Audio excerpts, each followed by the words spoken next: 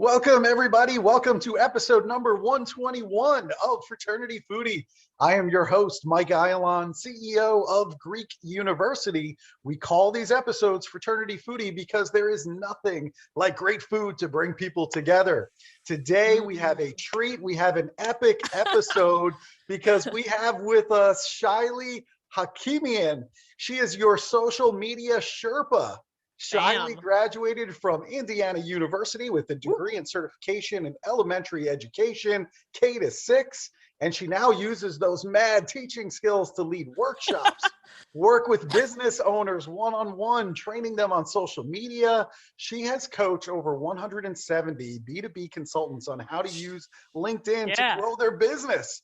And she guides businesses on how to stay on top of mind with their community, the referral network using social media. She loves live streaming, event social media, live tweeting, and comment engagement. She's also spoken at Trunk Club, Fiverr, State Farm, Notre Dame, University of Illinois, DePaul University, and University of Chicago. Here's some interesting facts. She is Persian Moroccan. Woo! She loves cheesy icebreakers. She loves bubble tea, poker, reality competition shows like Big Brother and Survivor, TEDx conferences, magic too. She's like a magic aficionado. Flea markets, the Jewish community, and her sequin closet. Welcome to the show, Shaily. Wow, I feel like a celebrity right now, interviewed by another celebrity here. Like this, I feel like a star today. I'm like, dang, who is that he's talking about? Thank you for having me. That is all true. From doing hospital magic to teaching at the University of Chicago to like all these, like this is me. This is you literally, that is the epitome of me. In reality competition shows, those are like my jam. So many stories galore, but I'm so glad to be here. You're doing so much amazing stuff. Hi. Hi. Well, thank you. I appreciate it. I love how we met online, and we're going to continue this relationship forward. I think it's absolutely amazing. But, our audience, I need to make sure that our audience knows who you are and where you've come from. So let's talk about it a little bit. You decided on Indiana University out in lovely Bloomington for your undergraduate experience. So tell our audience, why was IU the right choice for you? This is like, I've never told this, but it's so weird. So I did a lot of activism, like a lot of my career, like earlier career in college and high school was doing activism, and especially activism in the LGBT plus, et cetera, community. And so I wanted to go to a campus where I could do a lot of that amazing work. And so I looked up, I was like, how do I find a college that's going to have all these great resources? I opened up this thing from The Advocate, which is a very like widely known queer publication. And they had a guide for the top 20 or top 100, whatever, gay friendly schools or whatever the heck. And like, I was like, which one of these is closest that has all the things I want? And I'm like, there's Indiana. I'm like, well, that's like 4.5 hours away. I can do that. And then I'm like, oh, they got communications, they got education, they got the Kinsey Institute, which is like, it's like where like sex research literally like came to be. And I was like, ooh, all of these things are amazing. And they got great Jewish life. I was like, okay, I don't know anything about colleges. I'll apply there and I'll have like a backup. And like, they said yes. And I was like, great, I'm going to Indiana. Like, I don't know much about this. My parents didn't know much about universities. And I was like, great, let's go. And so that is how I got there. And I have no regrets because it is a fabulous campus with a fabulous community, and it's very wonderful. It is a beautiful community, and little known fact, it's one of my favorite places to go for a run is along Greek Road. Looking at all of those fraternity and sorority mansions. They're huge and they're beautiful. Oh my God. I was waiting for you to be like, you're talking about the Greek houses. I was like, the beautiful scenery, like Bloomington's known for like the nature, but like, okay, the Greek houses are nice too. They're huge. Nice too, but yeah, they're massive. Cool. But you have to understand where I'm coming from. I know you love the Greek. I know you love that, right? So it's like a dream. It's like anyway, it is very like I don't even know how they have the cold dorms and all the things. It's a wild campus. They put a lot of, I know they have like, I think like the women come back like a week early for like rush week and like from winter break, and I'm like, oh my gosh, that's like a lot of commitment. Like it's incredible. It's so competitive. I heard it's like, I think a third of the people that apply for sororities get into a house. It's like insane. I don't know if that's common, but I was like, wow, unbelievable. Yeah, yeah, it is good. It is a very wonderful community. I love working with the students there. Oh yeah. So I'm a big fan of IU, let me tell you that. But Yeah. let's talk a little bit. I know you are strategically opinionated. You're a first generation American of Yeah. Moroccan and Iranian heritage. And you feel like Yeah. it's your duty to push as hard as you can in life to make Yes. your parents proud after all Of the course. sacrifices they made coming to Chicago. And I know how Yeah. you feel because my parents, same thing, coming from Israel to New York City. And so you want to make them proud. And what I found was really interesting about you is one of your most life-changing experiences was this program called Yeah. Inside Out Prison Exchange, where you spent 4 months bonding with your incarcerated classmates. Yeah. So tell us, what was that experience like, and what did you learn from that? Can I tell you, this is like the thing. This is the best way I can describe it. Like, I felt like, this is going to sound really weird. I felt naked in a sense. Like, I felt like at the end of that program, like, you hear like people's most horrific experiences and challenges that they've maybe gone through, being incarcerated, being away from their family. And I told some of my deepest, darkest secrets to people that I never knew before, like, in whatever context that is. At the end of that class, I felt like I was completely myself, where there's walls in the prison that kept us all separated, but nothing could stop us all as a collective to bond and gather with each other. Inside Out is a program that can be found on a variety of campuses, where half the students are from the university and half of them are incarcerated, and you learn about how messed up the prison system is as a collective. And Nicole was our professor at Indiana, and she just bonded us so well. And like you said earlier, I love icebreakers. That ice was broken, and when you get everyone's full self to the table, amazing things can happen. And I'm sure that's something that you find in your work too, is getting people to be them and authentically them. It's huge. Yeah, we teach that all the time. I think, that's a critical component for leadership is just being authentic, right? And I think that's ultimately what makes a great speaker too. If you can get on stage and you can be authentic, Yeah. people will just, get right to you and they'll connect with you on a way that I've never seen before. And so I think that's what I love about great public speaking is just connecting with people authentically. And we teach that all the time. We teach that on stage. We also teach that when we're talking about recruitment for fraternity and sorority, because if you want to connect with somebody, you got to be authentic. Got Absolutely. to be. Got It's to be. huge. It's Yeah. totally huge. And people love to connect to stories, right? The Yep. hearts and minds of people, what they've been through. Yep. And it's raw. And it's raw. It's very raw. Yeah. So, Very cool. So I know bullying is also something that you've experienced before. huge. So let's talk Huge. about that. How has that led you to where you are today? So it's led me to like a career, frankly, which is like, how do you go from bullying to social media? It's like social media, like you get bullying on social media. How does this work? As a kid, like I don't think I really had like real friends till like got to high school. Like, people didn't know, they didn't think I was capable of anything. They shafted me for opportunities all the time when I was in middle school and elementary school. And it was heartbreaking. And so for me, you said earlier about like being into like reality competition shows and Survivor and Big Brother. Like, I found community and I found my first friends on MySpace. And I had to learn social skills too, because I was like annoying girl Shaily in middle school. Like, I remember like kids were like, Shaily, can you just stop talking? And I'm like, maybe I did talk a lot, but like I've harnessed that a little over the years. But like with all of those pieces, right? I found a community on MySpace, and I ended up like being so good at it, like you said, leadership skills. I ended up managing a community within the fans of these shows of people who like to play these games on the internet. So we played online Big Brother, online Survivor, which people don't know that's a hobby. Like, it's a real thing. And from there, like, we needed a hub, and I created our own online community to really serve that group of people. And I posted on a regular basis, and I engaged those people. And like, frankly, I learned social skills. Like, that's where I learned how to make friends, was on the internet, which I think is very convenient during COVID, that I literally lived on the internet in high school. But that's literally all those skills that I learned end up translating to what I do now with business owners, is because they're taking their relationships from the real world and really learning to apply that onto the internet. And it's because I had a need for myself when it came to bullying and to finding friends, that I solved that for myself. And I realized those skills apply to business owners too, and for college students as well. How to socialize on the internet is a really unique thing that people are learning to do.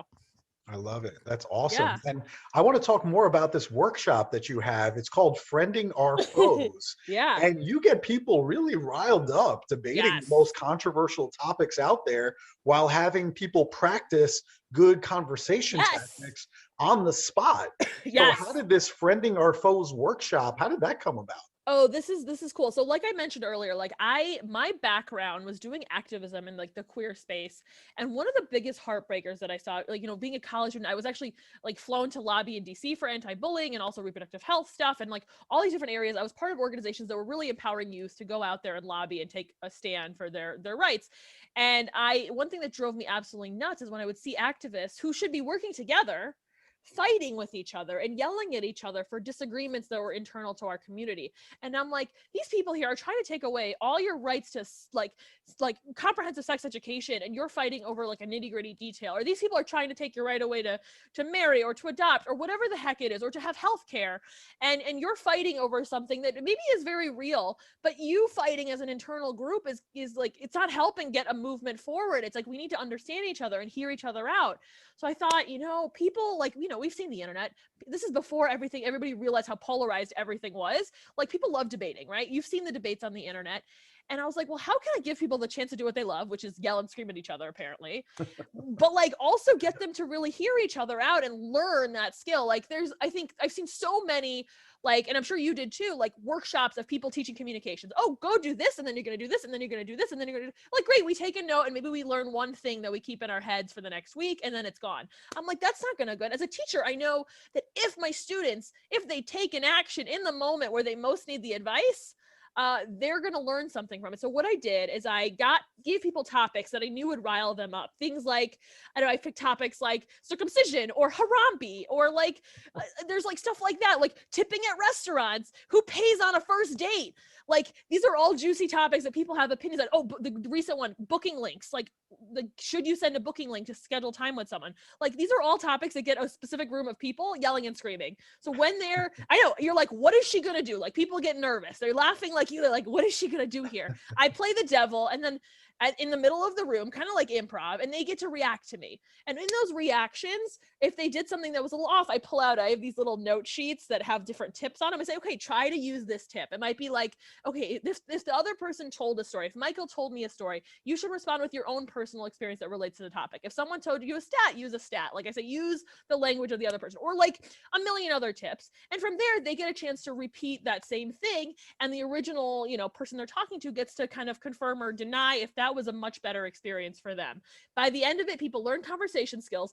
They get to talk about some juicy topic, and everybody gets a good laugh. And I absolutely love doing it. It's fun, it's wild, it's crazy, and it's a good time. And I've done it for, riled up college students, but I've also done it with like LGBT teens who are trying to figure out what to say to a parent that's been ignorant. I've also done it with like Jewish community groups talking about things like what makes someone Jewish. Like, that is a big topic, and getting people to talk about things they don't talk about. It's huge. I could talk about this all day, Michael. I like love this. It's so much fun. I love that you're doing it. I think it's so important. I know that when I came into college, my communication skills were not very good. But I think being a member of a fraternity, you're kind of forced into having these debates Yes. with your brothers and learning how to, go back and forth and give and take. And, eventually senior year, I'm president of the chapter. And now all of a sudden I have these communication skills because I'm talking to my brothers and debating these issues, kind of standing in the middle, as you were describing, while everybody is fighting around me. Like, Right? everybody wants to go this way, the other half wants to go the other way. And I think it Oh, really helped me to get onto stages later in life because I had that experience. So I think you're huge. teaching an important skill in terms of communication and debate and public Yes. speaking that I think all college students need. Absolutely. Abso-freaking-lutely. Because you can't do that in a professional setting. You can't do that in a relationship, or at least you have to figure it out, right? And Right. there's also, too, I think you hinted at something that I didn't think about. Like, part of what I love to do is that, this happens with like even my dad. Like, sometimes we have a fight, or I'll see somebody else, a couple, that they don't communicate with each other what they want. I love kind of parsing that out. Like, I don't know what fights are happening in Greek life. Oh, you took the last beer. Oh my god, no, I didn't. What is it? Oh my goodness. Like, there's a way to hash that out. If a house is having a big dynamic, there's a way to facilitate that so that communication can be heard. And it's oftentimes not a disagreement in the content. It's how people say it that makes the fight the fight. And usually Totally. people are very different perspectives. So definitely there to facilitate some of these difficult moments. I love it. Now over your shoulder, I see your social media Sherpa.com. You call yourself the Yes. social media Sherpa. What is Yes. that? And why is that important to a business owner to Uh, have a Sherpa? oh my gosh, it's so funny. So I know I tagged you with Catherine Johns in like a post the other day. Catherine Johns says to me, I had a different business name, and she's like, Shaily, I just want to say the last 3 months I've hated your business name. You should call yourself Sherpa. And I was like, okay, like, sure. She's saying that's a better name. I'm like, I'll change it. And then I got reactions all week, and they're like, yep, I love your business. How did you get it? What's the story? And I'm like, now I know, like I was given the name because what I really do isn't like, there's plenty of people that do social media management, and a lot of college students are exploring that as a career, which is really cool. But what it is that I'm a guide, is that going up social media can be really overwhelming. Like what choices you make with marketing can be really hard. But what I find is, like, you're a connector, I'm a connector, is that people have a whole range of people like that you have to stay in touch with, all the schools, all the houses that you have to stay in touch with. You need to keep them in your head. And so like teaching them that what their networking is like in their business already is directly correlated to what happens on the internet. And that's what I like to be the bridge for. Sometimes they already have a social media person, but the social media person isn't getting any insights from the business owner, and the business owner isn't sure why they're not getting any results. And oftentimes there's a communication challenge. Just like with friending our foes, there's a bridge that needs to be made there. And when that bridge is made, you can basically scale yourself using the internet. Hmm. All right, so I need some answers on social media here. I'm here for you. What is the key to engaging followers on social media? Because a common problem I feel is like people push out lots of content on a daily basis, but they get little engagement from their followers. So how do we get more engagement? It's exactly, you know what, how you get more engaged is exactly what you know to do in your own real life. And what I know to do in real life is that you're caring about individuals, is that when someone sees Michael pop up on LinkedIn, they know you not because you posted a bunch on social media and they saw you a lot. It's because, oh, I had a call with Michael, or, oh, I was on his podcast, or, oh, he brought a speaker to my school. That's part one. And I use the example of like, we have something called the Chicago Magic Lounge, and we have a community of magicians. And that group was started overnight.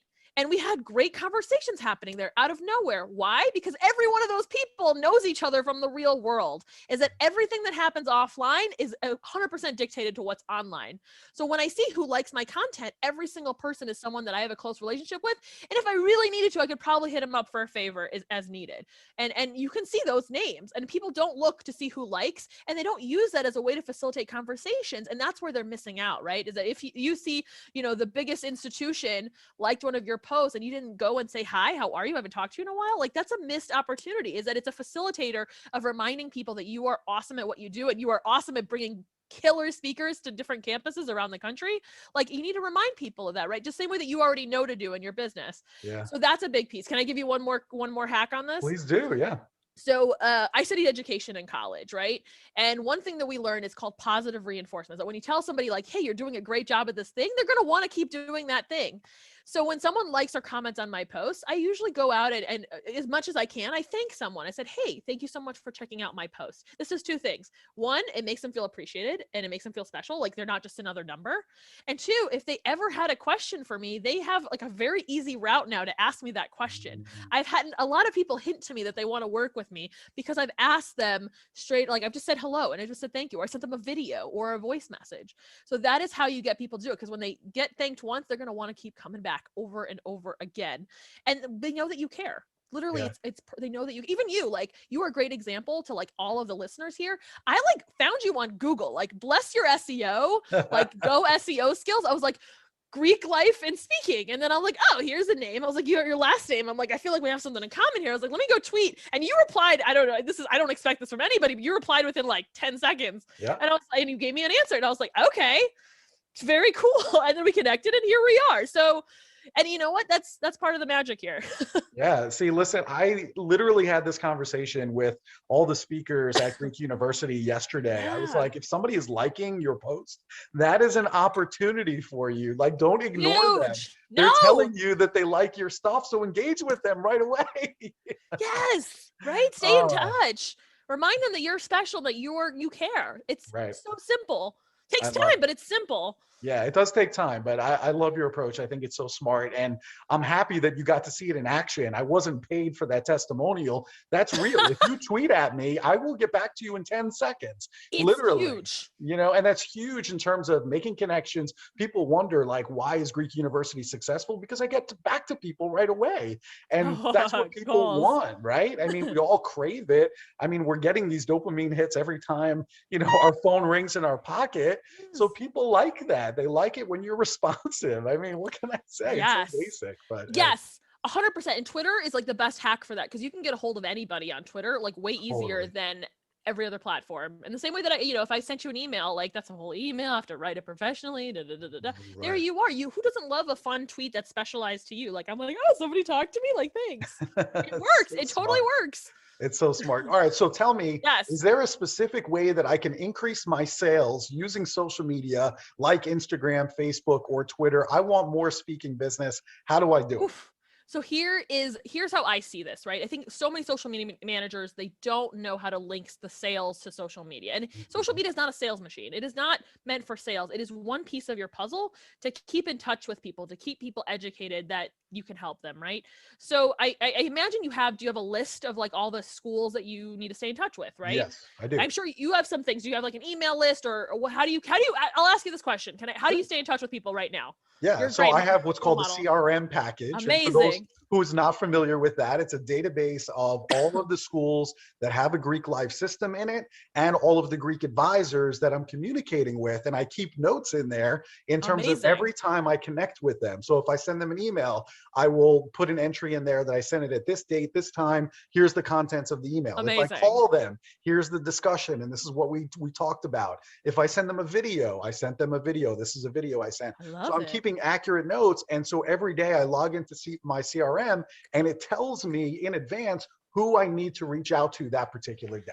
Amazing. I am a big fan of the CRM as well. That is so great. So you have a system. Now, is that how you stay in touch with all of these contacts or do you have an email list that they're all getting on a regular basis? Yeah, so basically once a month, I do send out an email blast to all of the Greek advisors so that way they know Oof, what we're working on that love particular it. month. So, in the beginning, let's say in January, I'm talking to them about Black History Month that's coming in Amazing. February. And if I'm, sending them one now this month, I'm going to be talking about Women's History Month that's coming in March. So every month Amazing. there's a different theme to the email list that I'm sending out. So this is great. I think this is what I want to emphasize about what's amazing about what you do is that you have something that, the way that I tell people that you're creating some nugget of information that is valuable to the people that you want to serve and you're sending to them on a regular basis. Some email Mhm. marketers say even every 2 weeks. Every month is good too, but every 2 weeks can be even more crazy, right? You're creating a way that you're going to stay in people's heads Mhm. month to month. They might Mhm. not need you this month, but like now they see you, they're like, oh wait, I need to plan for Women's History Month. It's matching your people where your network is to where you're going to put information out. It's that entire relationship. Now, Twitter is this whole other strategy. Like it's a little nuts. For some people, it's going to be great, but I wouldn't run there. With Facebook and Instagram, I tell people this: if you had that massive list of people, they're like, why aren't new people finding me? Like, yeah, sometimes if your content is amazing, that's hard. But like what I tell people, this is exactly what I did with a client last year. I use this example. There was two clients. One is an online chess school and one is like a eco-friendly housing project. Very different, but they were both starting from zero on Facebook. I told them the same strategy. If you personally go out and do that outreach and say, hey, Michael, I'm working on this project. I'm really excited about this eco project, whatever. Can you please like my page? I really appreciate you supporting us. That's personal, right? People love, again, that personal touch that you have. Two, it Mhm. opens up the conversation. And three, now every time they see a post from there, and every time you look at it, they look at that page, it tells Facebook, oh, this person cares about a post from this person. And it ups the algorithm too. So now whenever they see you post, they're like, oh, I want to support Amy on her project. The other guy didn't do it and he invited 300 people willy-nilly without a request. They don't care about his content. He gets no content. He didn't match his content to who he's trying to serve. He's trying to serve moms and he ended up serving chess pros. And I'm like, that is not your target audience. The other group started sharing stories about her experience and made sure that the titles were enticing and interesting and fabulous. And of the 60 followers she has, she gets between 8 and like 20 or 30 likes for, which is really what her goal is for her world. Is she's not selling anything, she's telling a story, and people love and care about her experience. She put a lot of work in that front end, but you can do that on Instagram, you can do it anywhere. But if your people know that you care about them participating, they're going to want to give back to you too, and this is the magical result. And they've been outreached by different press opportunities and beyond. it's so hard, but it's so simple. It's like, be a real person and you can get way more traction. It's people aren't going to magically fall from the sky. You can pay for ads and all that stuff, and there's some benefits there, but people aren't going to fall from the sky. You got to bring them to where you're going to feed them. Man, now I know why they call you the Sherpa. See, now Haha. everything comes together and I understand it and it's good. Let's talk about LinkedIn. How can Love it. students and businesses leverage their LinkedIn accounts to get more leads, whether that means new customers or maybe a potential employer if you're looking for a job or an internship? Oh, that's going to be huge. First off, this is the same thing that I said before too. Like when you invite someone to like you, well, they're going to look at your page. That's always going to happen. And so like even me, like, I could have sent you a message. You could have just looked at my Twitter profile, but you looked me up everywhere else. That is what a customer will do. They will look you up. And my profile potentially gave you context for who I am. Even my podcasting profile may have given you context. I see you smiling, right? It's My true. podcasting profile gave you context for who I am. And that's the thing, is that like when you're a college student, you get maybe an interview and a resume. But if you get your profile like telling a story about what you're like or what you did at an internship, or a story about how you figured something out that you didn't know, that's going to be absolutely tremendous before an interview. It's that you're stacking the deck with information. I was listening to a podcast. I was telling you earlier, Latasha, is that her name? Yeah, that's her name. He had so many great tips. She's like, put a video on your profile. And I was like, that's awesome. Like, what a bonus interview that you never could have gotten otherwise. Is that, for me, like even having my own website, it like gives people answers to stuff before they ever ask me. And so that is the huge thing, is that if you do find a new prospect and you can drive them to look at your LinkedIn, if you can be the answer to their like problems, or Mhm. you're going to have a way easier time connecting with them further. You want them to dig through the rabbit hole of who you are. That's Yeah. one nugget that I want to really emphasize with businesses and college students, and even high school students too. I love it. I think that's awesome. And what makes a great speaker is somebody who is a great storyteller.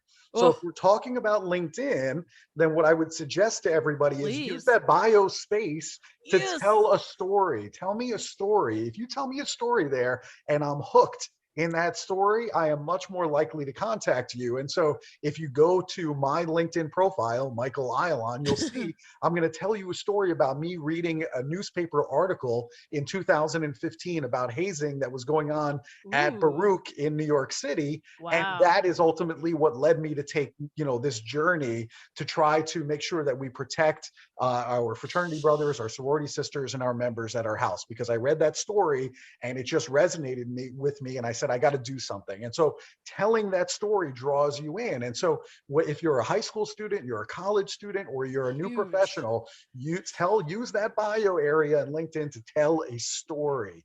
And if you can do Yes. that, I will reach out to you. That is golden, right? They don't know that their experiences are so valuable. Yeah. Their peers know how great they are. Their teachers know how great they are, but they're never going to talk to your future job lead. They're never going to do Mhm. that. But the story can help paint that picture. Is that so many people are boring and generic. I'm like, tell me that you're special and interesting. The story is great. Putting personal nuggets in there, great, because you never know that somebody also likes. I have a lady that does loves Cavaliers, and it's like you never know who's going to also love Cavaliers, and or who's going to bond over having a dog.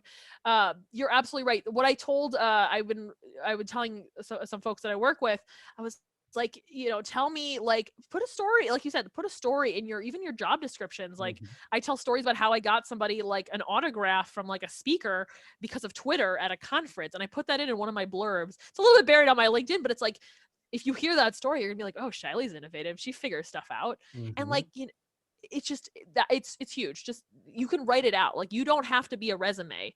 People don't care about they don't, some people care about your resume, but they want to know that you're interesting and you're special. Just like you said, Tell a stories are great. story. Tell a story.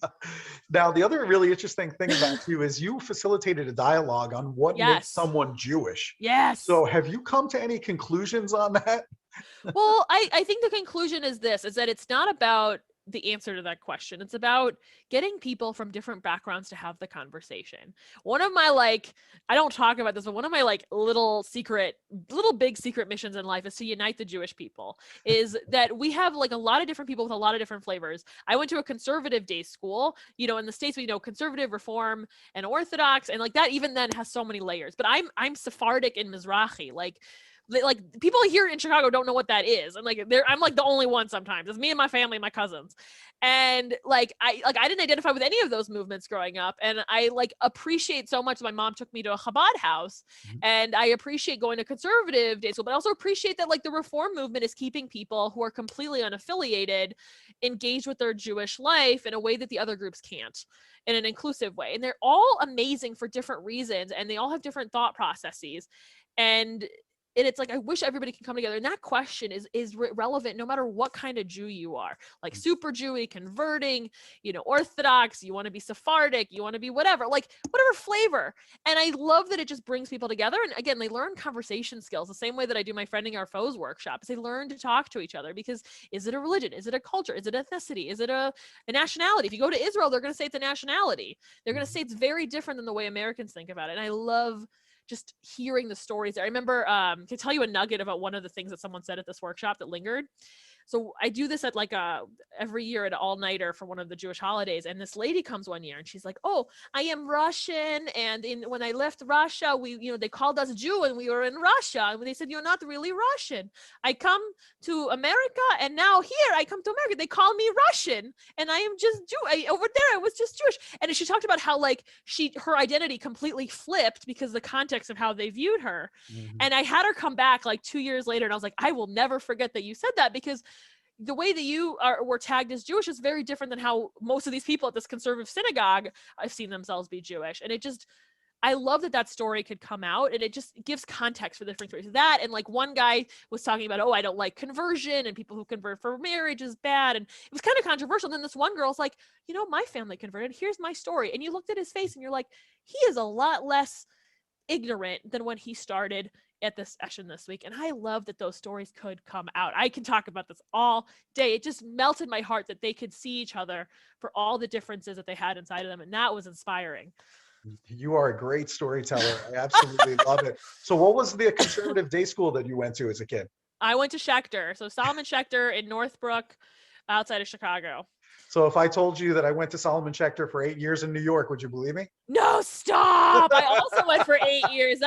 We know. Oh my gosh. I have that. I actually have Schechter on my business card and my Clubhouse profile, because I'm like, I want to find the people that have been through it together here. It's me. It's this guy. You know. I know exactly what you went through. It's good. But you know what? I didn't appreciate it then, but I appreciate it now, because I would not have sat through 8 years of Jewish education now as an adult, but I'm glad I have it, because my confidence in working in Jewish spaces is through the roof because I had that experience, and I don't regret it. And if I procreate at some point, that is if Jewish education survives, if Jewish education survives, like that is a great option to send folks. It was a great education. Yes, it was a great education. It was expensive. I think my parents had to probably remortgage their home just to send me, but I had a great education. It's a lot of privilege, 100%, to be able to go do that. It's a lot of privilege for sure. Yeah. All right. So that we love good food here at Fraternity Foodie. Yes. And you happen to live in Chicago, the mecca of good food. So what is your favorite restaurant? What do you usually order? I was thinking you might ask me this, and I was like, I am dreading this question. I go to restaurants, but I'm like, where can I go with this? And I'm like, I'm going to very Chicago answer. I'm going to go deep dish pizza, and I'm going to go, the correct answer is between Uno's and Lou Malnati's or Gino's is Lou Malnati's. Lou Malnati's is the best. If you have any of the specialty ones that are small and no one's heard of, like fine, you can have your answer. But the correct answer is Lou Malnati's for deep dish pizza.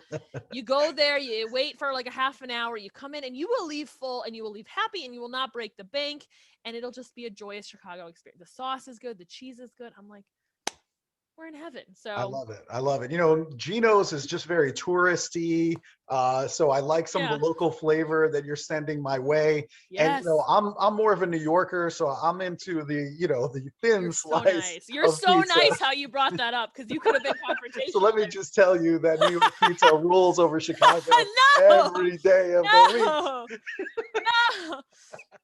Okay, fine. I was like, oh, he's being so nice about it. I'm like, this is great. He's not typical in here.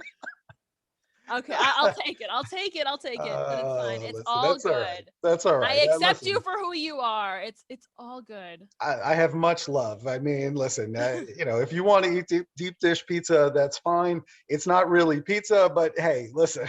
Oh my gosh, we're gonna do the workshop right here, right now. Here, I acknowledge that you really like your New York pizza. Yes. I appreciate it. I just would like to be full when I eat. No, I'm just kidding. I was trying to troll and be funny here. So I'm like, here we go. Let's see what I can throw back at you at this pizza slam showdown. It's great. All right. So listen, I absolutely love this. This was so much fun. It lived up to the billing. So if our listeners want to book you for a speaking opportunity, maybe they want Yeah. to book you for some one-on-one coaching with social media. So where can they go to connect with you?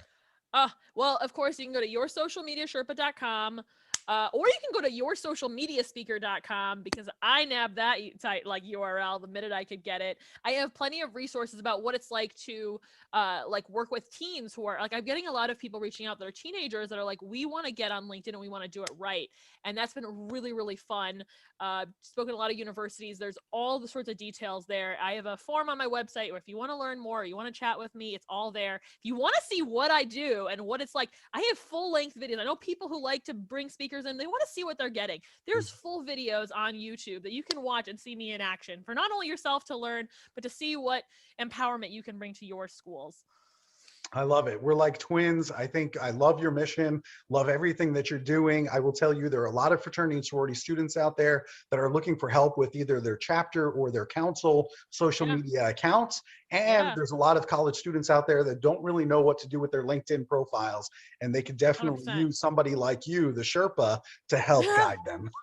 Absolutely. Absolutely. They have so much to share about what makes them wonderful. I want them to paint that picture. I usually say this, add one more thing to your LinkedIn every time you check it. And by the end of a few months or a few years, you're going to have a full blown profile when you need it the most, rather than having to panic and be like, I don't know what I'm doing. A little bit at a time will get you very far. I love it. That is great advice. Shaily, you are absolutely the best. I am so happy that we connected. This has Yes. been absolutely amazing. So thank you for being on the show.